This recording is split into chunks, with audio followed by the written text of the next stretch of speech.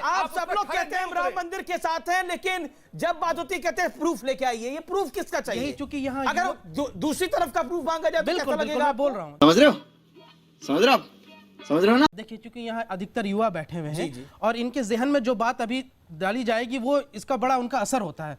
चूंकि भारतीय जनता पार्टी ने इनके दिमाग में डाला है कि मुसलमान हिंदुओं के खिलाफ हैं, मुसलमान भगवान राम के खिलाफ है, मुसलमान मंदिर के खिलाफ है, तो इसलिए जो है नफरत बढ़ती है। लेकिन ये डाइल्यूट जो किया गया, इसको मैं आज साफ करता हूं कि भगवान राम की आस्था और भगवान राम का वजूद और एक सियासी तौर पर वहां एक लड़ाई लड़नी मंदिर की और भारतीय जनता पार्टी का मलाई खाना उसमें और राजनीतिक फायदा उठा के वोट हासिल करना, ये अलग अलग चीजें हैं। आस्था पे कोई सवाल नहीं है, आपके वजूद पे कोई सवाल नहीं है, उसको नमन। तो फिर बोलिए राम मंदिर पर कोई सवाल नहीं है, फिर बोलिए इस बहस के अंदर जनता के सामने आज राम मंदिर का जनता के सामने बोलिए ना, जनता के सामने बोलिए कि राम मंदिर के वजूद पर कोई सवाल नहीं है, राम मंदिर वहां था, है और रहेगा। बोलिए ना।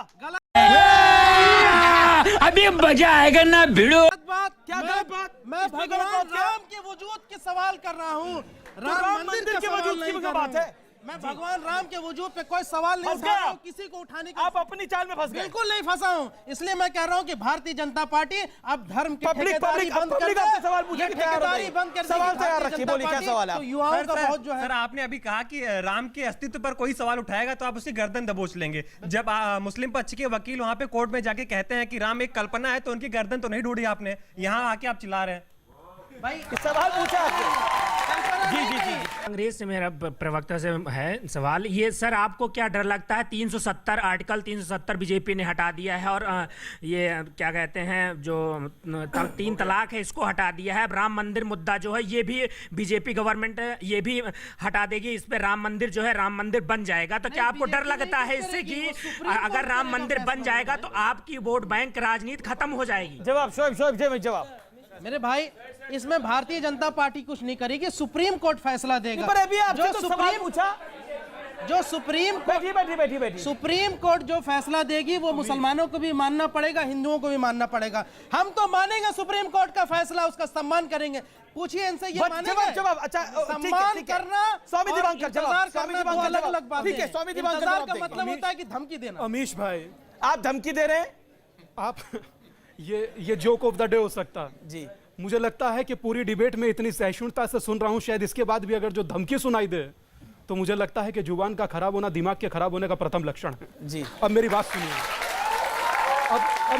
अब मेरी बात सुनिए बड़े ही आदर के साथ। मैं एक शब्द किसी के विरुद्ध नहीं कहना चाहता, पर इतना जरूर कहना चाहता हूं, कौन पूछता है मेरे हिंदुस्तान में, मेरे भारत में, जिसे हजरत मोहम्मद पैगंबर साहब भी कहते थे कि यहां से इत्र की खुशबू आती है। अगर जो मैं गलत बोलूं तो आप मुझे कोट कीजिएगा, गलत मुझे ठीक कीजिएगा।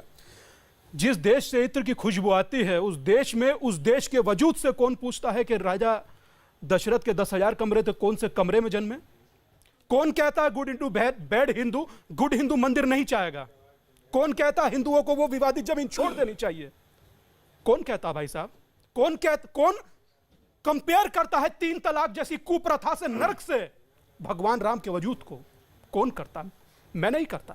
मगर मैं फिर बड़ी इसी को डाइल्यूशन कहते हैं। सर बोलने दीजिए ना सर। आस्था और राजनीति को मिक्स कर देते हैं। भाई साहब भाईचारा निभाइए ना, भाईचारा निभाइए सर, ऐसा मत निभा रहा हूं सर, भाई भी निभा रहा हूं, चारा भी। तुम चारा कर रहे हो उस्ताद, सुन लो। हम तो भाईचारा दोनों सुन लीजिए। मैं बड़ी जिम्मेदारी के साथ एक बात कहना चाहता हूं। इस बार भारत निसंदेह आशावान सदा से रहा है, सहिष्णु कौम है। इसका अर्थ यह नहीं कि यह कमजोर, सर बोलने दीजिए, कमजोर कौम है। इस बार भारत का मन है कि वो दीपावली 2 बार मनाए, एक बार अक्टूबर में और एक बार नवंबर में, जब फैसला आए। मजा आया, और मैं ये जो मजा है हिंदुस्तान के हर व्यक्ति को देना चाहता हूं।